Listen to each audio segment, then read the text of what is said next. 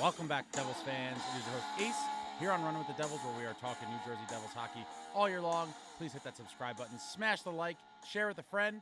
Thank you very much. And the New Jersey Devils, fresh off of a beautiful come-from-behind victory late in the third period on the island against the Islanders before winning in overtime on a Jack Hughes breakaway goal in overtime, riding a 3-game winning streak, return to the Rock, hosting the San Jose Sharks, and earlier in the day we find out, in fact, we will be going up against former New Jersey Devil goaltender Mackenzie Blackwood. And this one was an atrocious outing for your New Jersey Devils. I said after the Islanders game, hopefully we don't make Blackwood or Vanacek. At the time, we didn't know who was going to start. Please do not make them look like vintage 1997 Dominik Hasek. And the boys went out and did just that at the Rock last night, losing by a painful score of 1-0 to the San Jose Sharks. And wow, Devils looking to win 4 in a row for the first time in nearly 2 years. It wasn't meant to be. Blackwood foils the party, and he played well. He played well. There was only one goal, and it was at 16:21 of the first. Nico Sturm kind of came in on a rush, gets off like a little backhand shot, nothing too crazy. Allen makes the save. Sturm gets the puck. He's behind the net, and he just throws it towards the front of the net. Banks right off of Timo Meyer's skate and past Allen into the net. Sharks take the 1-0 lead at 16:21, and that is the only goal of the game. The Devils get shut out by Mackenzie Blackwood with his 44-save outing. And it really sucks. It really sucks. This could have been a nice win for the Devils to finally get 4 in a row heading into Florida, where they will play the Panthers twice before playing the Lightning.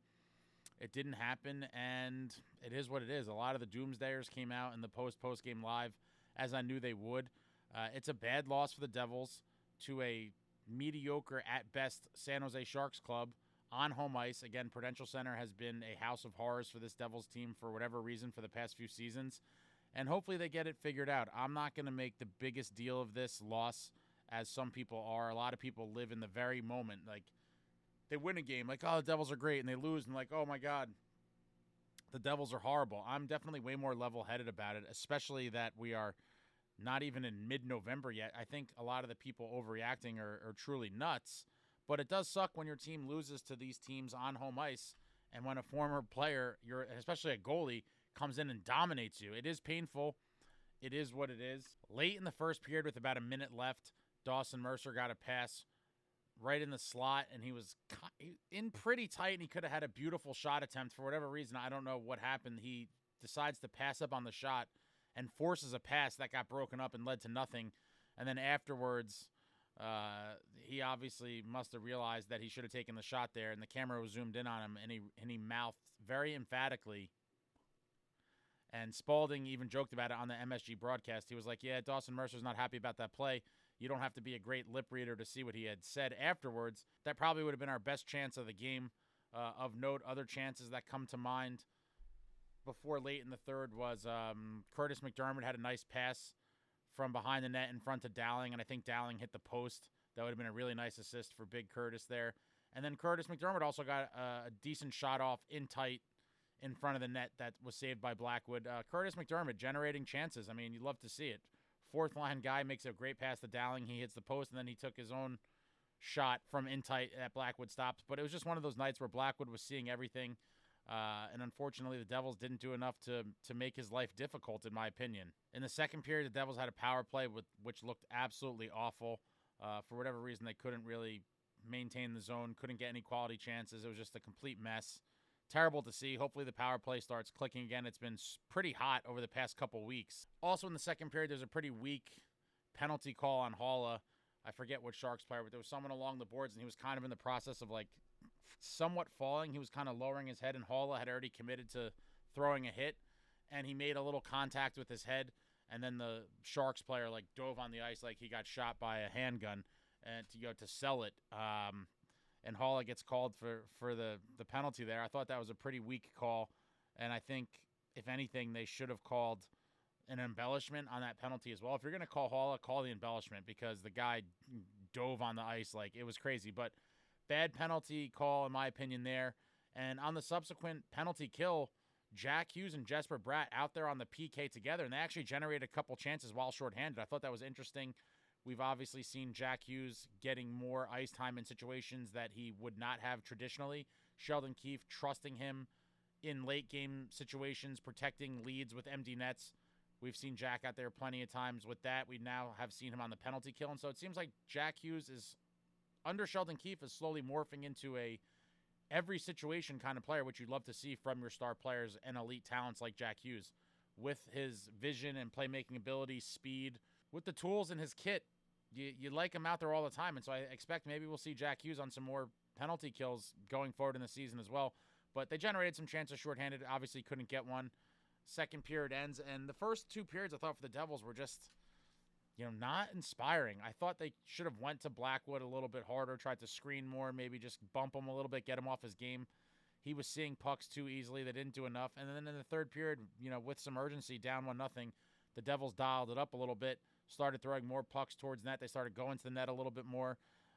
Devils get a power play with, I think it was around 3.5 minutes left in the game. And then about halfway through that power play, we pull Allen. So the Devils had a 6-on-4 for about a minute or so, and then the penalty expired, and they had a 6-on-5 for about another minute, give or take, and couldn't do anything. Got some great chances. I think Dougie took a big blast of a shot that kind of hit Blackwood and fumbled around for a little bit before he ended up on his back, like squeezing his legs together. And they got a couple other looks down the stretch, that last 2 minutes or so in the third period. Couldn't get one by him. Blackwood holds the fort down, a 44-save shutout, and a painful, painful loss by the New Jersey Devils on home ice. And now they got to regroup, get their thoughts together, and go out and perform in Florida, because this Florida road trip is going to be a true test. Back-to-back games against the defending Stanley Cup champion Florida Panthers, who play a heavy physical brand of hockey. The Devils need to be prepared for it, because it's going to be a war. And then they wrap up the Florida trip in Tampa. Again, not an easy win by any stretch. Tampa's always going to be in the thick of it, have one of the best goalies in the world in Vasilevsky. And so this is going to be a real test, this Florida trip. But we go to the game stats from San Jose here. Sharks with 27 shots on goal, Devils with 44. Oh, God, I can't believe Blackwood got them all. Sharks with 41.2% of the faceoff wins, Devils with 58.8%. Sharks 0 for 3 on the power play, Devils 0 for 2 on the power play. Sharks with 19 hits, the Devils with 18 hits. Sharks with 25 block shots, Devils with 14 block shots. And I did notice it throughout the game. The Sharks were trying to clog up the center of the ice to take away some chances and rushes. And then when the Devils had the puck in the offensive end, Sharks were just getting in shooting lanes and eating pucks. And 25 block shots is a good amount, and it showed throughout the game. They were constantly getting in shooting lanes and blocking pucks before they got to Blackwood. Sharks with 14 giveaways, Devils with 17 giveaways. Sharks with 3 takeaways, Devils with 4 takeaways, and that is it. The Devils definitely played good enough to win, but they also played bad enough to lose, and we saw it happen. The 44 shots, I didn't think a ton of them were really quality shots until later in the third period. We had a couple others that were somewhat decent here and there, but I can't take anything away from Blackwood. He played really well, but it was not a completely daunting 44-save shutout. A lot of those shots were fairly pedestrian, in my opinion, but it is what it is. Can't take anything away from him. He came back with a chip on his shoulder, wanted to stick it to the New Jersey Devils in their home rink, and he did just that. Life goes on. Like I said, I'm not going to get too low about this loss. We are still in mid-November. I still have high expectations for this New Jersey Devils club. I do think they're going to get it together and will continue to improve as the season goes on. I think for all the people that are, running to the ledge after every game, it's just crazy, and you guys got to calm down. The Devils can't win every game. They just won 3 in a row, and sometimes nights like this happen. It sucks when it happens, but it is what it is. Time to regroup, go to Florida, and get some points. That's all there really is to say. It is disturbing to see this trend. It's actually a combination of a couple trends.